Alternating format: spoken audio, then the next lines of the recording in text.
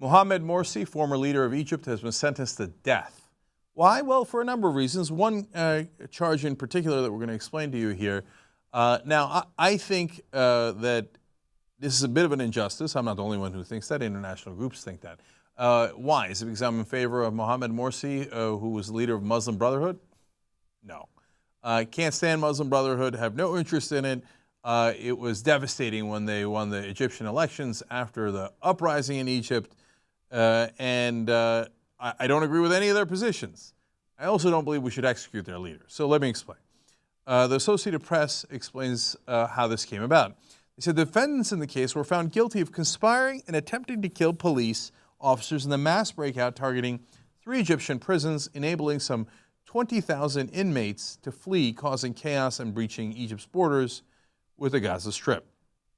Now, if you really think it's about the prison break and the mayhem that ensued, and that's why he got the death sentence, come on. Denial is not just a river in Egypt. No, it's a serious story. Okay. The judge also confirmed death sentences for 5 imprisoned members of Morsi's Muslim Brotherhood, including Mohamed Badi, the group's leader, and Saad al-Qatani, the head of its short-lived political parties. It is inconceivable that I would agree with anything that those 3 folks believe. Right? I am deeply secular. I'm against religion in the first place. I wish the secular party in Egypt had won. I wish that prison break hadn't happened. I think there should be consequences for the prison break. But this isn't about any of that. The current leader of Egypt, al-Sisi, is a general that basically seized power by throwing Morsi out of office. Now, there was a real uprising against Morsi for legitimate reasons. Morsi had won the elections, that's true, but he had also abused his power in some way. Now, we wish there was a better process for there to be consequence for that abuse of power. But the process shouldn't be a coup. We get rid of you, and then we decide to charge you with a whole bunch of things and then kill you. That's not how a democracy is supposed to function, and I think the way al-Sisi is running Egypt is nowhere near a democracy. To that point, do you know how many death sentences they've handed out since he's taken over? There's been 1,500 mass death sentences, according to some estimates. That does not look like an effective way to carry out the death penalty if you're really interested in justice. Now, more. Judge Shaban al-Shami, who led a panel of 3 judges, issued the ruling after he consulted with Egypt's Mufti, a religious authority affiliated with the judiciary. The court panel has unanimously agreed that there is no room for leniency or mercy for the defendants.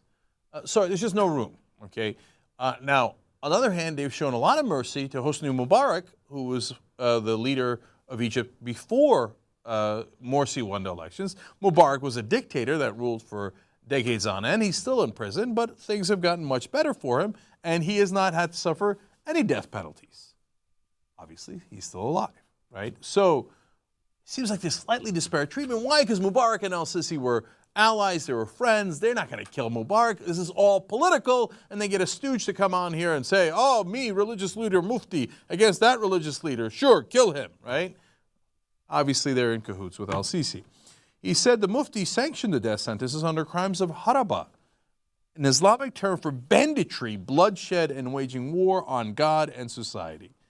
I didn't believe the religious leaders in the Muslim Brotherhood, and I don't believe the religious leaders under al-Sisi. They explained that the breakout freed Morsi, who had been arrested soon after the 2011 protests started.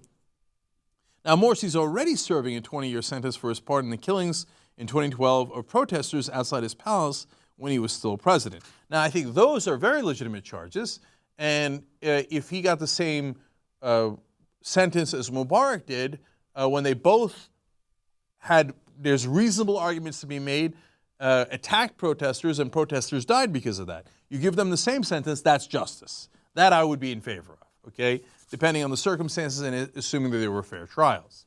Now, that's not the only charges against Morsi. The same judge sentenced Morsi to life in prison over charges of conspiring with foreign groups, including Hamas. Now, this is the one that is significantly amusing. Did Morsi conspire with Hamas? He might have, but he was the leader of Egypt. When you're the leader of a country, you conspire with a lot of other countries. That's your job.